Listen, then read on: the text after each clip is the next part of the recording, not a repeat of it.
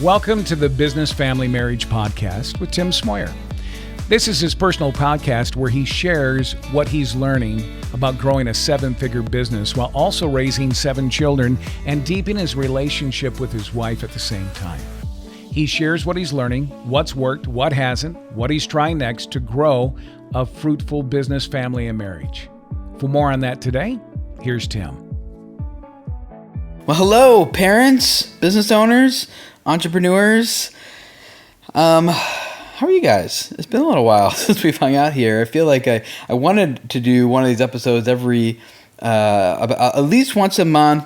I was thinking hopefully like twice a month, but it's turning out to be more like once every month or two. So I hope that's okay with you guys as I just kind of work this into my schedule, just my personal podcast where I just talk out loud about things I'm processing as it relates to building successful and fruitful families, marriages, and businesses, especially the overlap between all those areas. Because I've been learning that when it comes to organizational leadership and a business, a lot of those same principles apply to a home and a successful marriage and family. And I want to do that again with you guys here today. I'll give you a little story, a little backdrop here first. About last quarter, primarily Q4 2021, we were working through some stuff in the business, and we were hitting. If I'm gonna summarize it all down, well, some of the stuff we were hitting was just like my inexperience as a CEO at a business that's growing and at this level. I made some new mistakes I'll never make again, but along with that, it's just like I've never led a business to this point before, and to 10 employees and this type of revenue and stuff, and so it's becoming a lot for me to handle, and I've thought I was getting pretty good at like handing things off and at delegating and training and putting good systems and processes into place, and a lot of that was working really well. But I quickly learned, just like on YouTube channels, like we do, like the thing that gets you to 1,000 subscribers is probably not the thing that's going to get you to 100,000, and that's probably not the thing that's going to get you to 1 million, right? And so a lot of creators just get stuck in the thing that got them to 1,000, wondering why it's not getting them to the next level, or and so on. And I think I'm learning that there's something something similar about that in business. The thing that gets you to off the ground and full time on YouTube is not the thing that gets you to like 6 figures on YouTube. And the thing and the business principles and things that got you to 6 figures aren't often the ones that get you to 1 million. And I've learned the ones that get us to 1 million, but in terms of getting to like 10 million in annual revenue, like I don't have those skills. and so I'm figuring them out. And so along the way, we were working with a client who actually ended up being a local guy, which I was like, oh, that's cool. Got into a consultation. Turns out we were like 20 minutes from each other, and I was like, oh, that's never happened before. And so we did some other sessions, and I ended up going to their office and their studios, which like only 20 minutes down the road, which is awesome, and hung out with them. And with this guy, he's built a very successful business, much more than I have. And I learned that he does some business coaching. And I was like, can you help me get to that next level? And let's do a barter deal. I'll help you with some YouTube stuff, and you help me with kind of understand how do I get to the next level in business. And so he agreed, thankfully, and we started doing some sessions here and there, kind of like we'd have a conversation, talk with him about some roadblocks, some issues I felt like I was facing, and he'd be like, here's the actual roadblock you're facing, and here's an assignment for you to do. Once you've done that assignment, then come back. And that's kind of how I managed it. And it was really good. Really thankful for that. And so one of the things that he was really directing me in terms of like, if you want to grow a business past where you are and getting to the 10 million mark, and maybe just parenthetically here, like the goal, I don't have a goal of 10 million. I just know that I need different skills in order for this thing to not feel stuck to me or anyone else. I need those skills. And so can you help me keep this thing this thing moving. And so he had me read a couple books. And one of those books is called The One Thing. And in that book, he says, the main premise is, what is the one thing that if you did this one thing, that everything else would either become easier or obsolete? And it's really a question of like focus. And it's also a question of like, where am I going to put my energy for the maximum results? And it forces me to prioritize, right? And so when your business gets to a certain level and you need to keep growing, there's lots of problems you don't know how to fix. His advice was like the power of focus. What's the one thing that if I did this one thing, everything else would become easier or obsolete? Whew. So I took that task and I boiled it down, and almost to the point where I felt like this might be ultimately unhelpful. It's so broad and generic. So I brought those things to him, and we kind of worked on them a little bit. And I got it down to the one thing in my business. And then Q4 basically was just 100% focus on that one thing and accomplishing that one thing.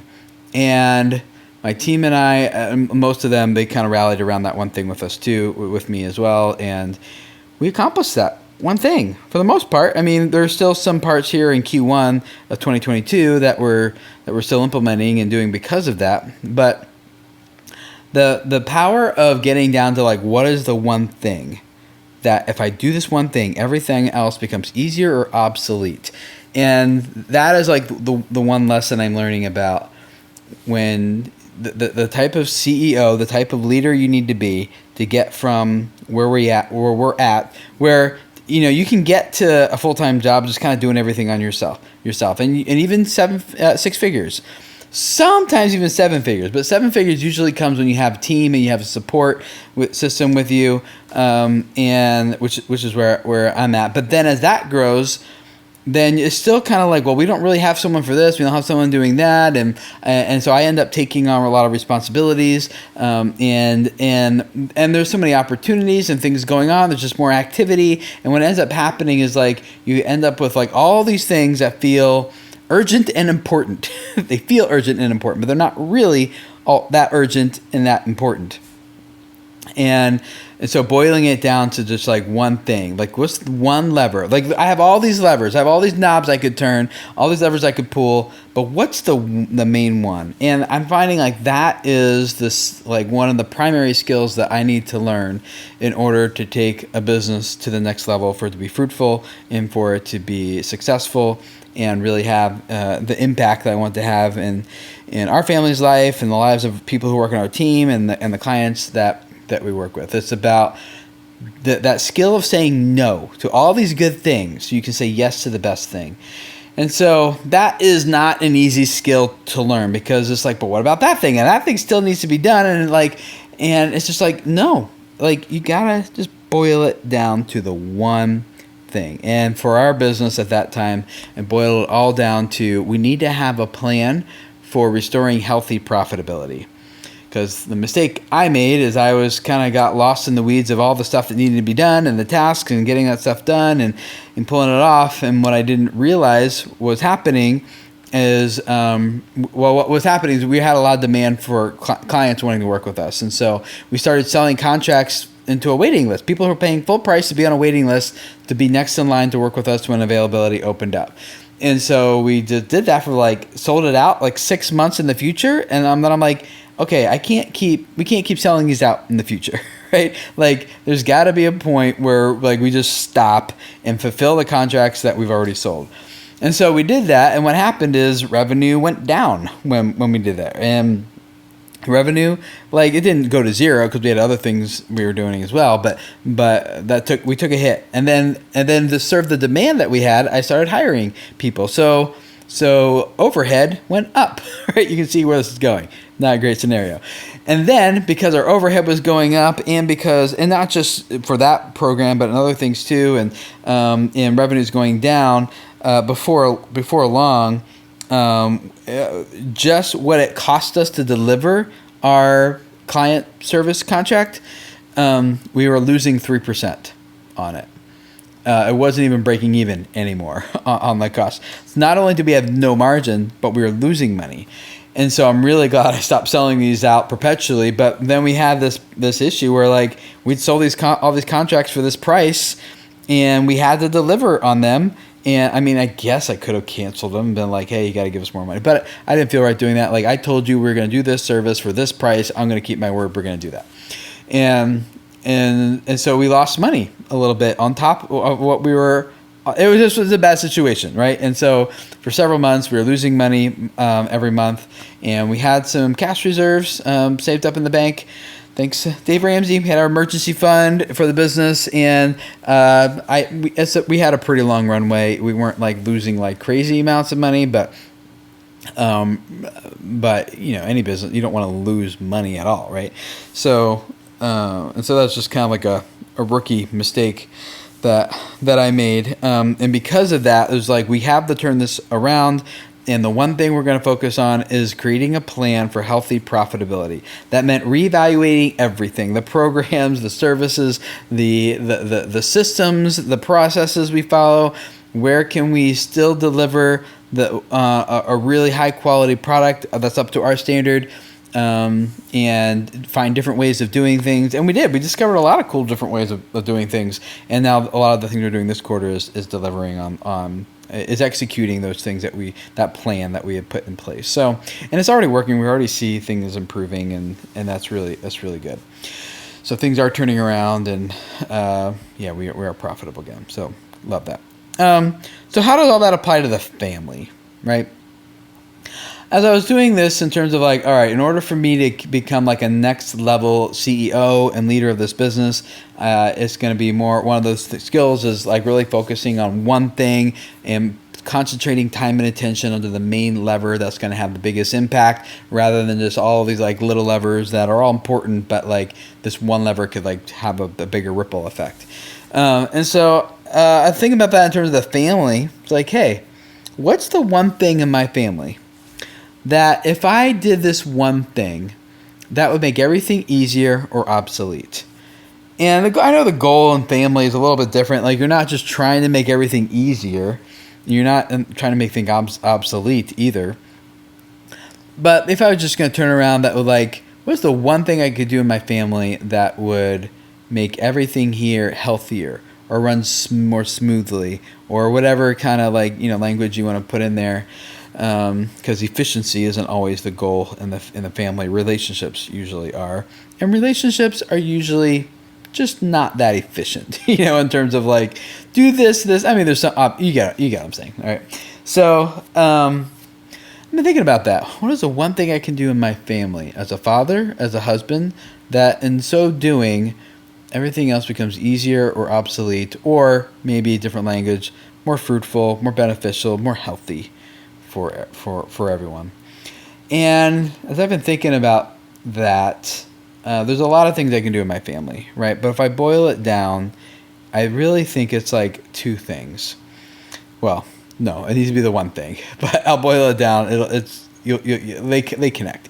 Is I need to really learn how to be more empathetic towards my wife, and show her that empathy that I have for the things she's experiencing as a mother, as a wife, the struggles that go along with that, the pressures, the tiredness, the expectations, and the unwritten expectations and unspoken expectations, and all that. And I feel like if my wife feels like I have the empathy towards her that she deserves, and I can, then I think that would have such a big impact on everything else.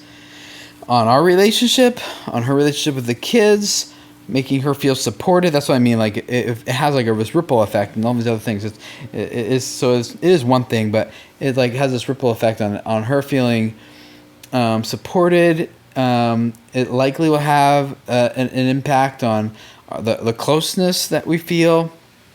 I think it would be good for me to be able to increase that empathy that I have for her. And I think that's a skill I really need to dive into in terms of how do I increase empathy for her? It's not a skill, I'll be honest, that I'm super good at. It's something that I want to be really good at, but it's not. My personality is more as one that's pretty driven, more decisive. It's kind of like let's get things done, make things efficient, make things move, type thing. And but empathy is something that I really need. And so I did find a good book on empathy that I've started going through. I haven't finished it yet. That's been really helpful in helping me develop that skill of empathy. But I think that, I'm not even honestly sure like exactly all that would happen in our family if I'm right about that being the right lever I need to pull. What type of impact that has on... I know it'll have a huge impact. I just don't really know what. But I just feel like that's the thing that I really need to focus on. That's the one thing. So that's where I'm at, guys. I'm trying to learn how to pull those levers, both in my business and in my family. And I think when I learn that type of focus and that type of, and learn the skills that go along with being able to determine what the right lever is and then pulling it, I think that's going to have a really major, significant impact in my life personally, my marriage, and my family, and my business. And I think that's part of like getting to be a next level CEO, next level dad, next level husband. And not that there's levels to all that, but I feel like I need to, like, why am I giving disclaimers for everything I say? I think you guys get the spirit of what I'm saying. I think maybe what it's been is like, I have got a couple comments on the podcast on this one being like, why are you trying to turn your family into a business? That's so like, and they're not saying it like in that tone of voice. They're not saying it hatefully. But I get it. It's not everyone kind of sees this stuff the same way that I see it. And it's not like always as clear and obvious for everyone in terms of like, why would you take principles about employee relationships and apply them to your marriage? So I think that's why I'm probably overcorrecting myself, but I think most of you guys understand what I'm trying to say here and where I'm coming from. So looking forward to hearing from you guys on this one. A little shorter one for you. I'm tired. If you're watching the video version, you've seen me rubbing my eyes here, but I've just been thinking about this and empathy in the business and focusing again on profitability in the empathy in the marriage, profitability in the business is kind of where it's at. So love to hear what thoughts you guys have on that concept. A little quick one here. There's a link in the show notes here. We can leave me a voice message, and I'd love to include those in future episodes here and reply to the comments, the thoughts, the ideas that you guys have around this topic. And I'm looking forward to learning from you guys too. If you have a lever that you think would be like the main one you need to pull, either in your business or your family, I'd love to hear what that one is for you. And if we can get a bunch of these responses, it'd be great for me to string them all together into an episode and all of us just like learn from each other. So if that's like a homework assignment I can give you, is to like to think about that, process it, and then share with us what comes to mind, and then go do it. And I'd love to hear what those results are with some voice messages that you guys leave. So thanks for guys for being a part of this the audience here, this community here of people who are trying to grow successful businesses, families, and marriages. And I got so many other thoughts and ideas I want to process with you guys, but I got a lot going on with the business right now. So it's kind of fit this in when I'm like, got something burning in me. I just got to get it out. I sit down and like I am this evening and just crank this out on my phone and get it posted for you. So thank you guys for listening. Looking forward to hearing your thoughts, and I'll see you guys again sometime soon, hopefully, for another business, family, marriage podcast. See you guys there. Bye.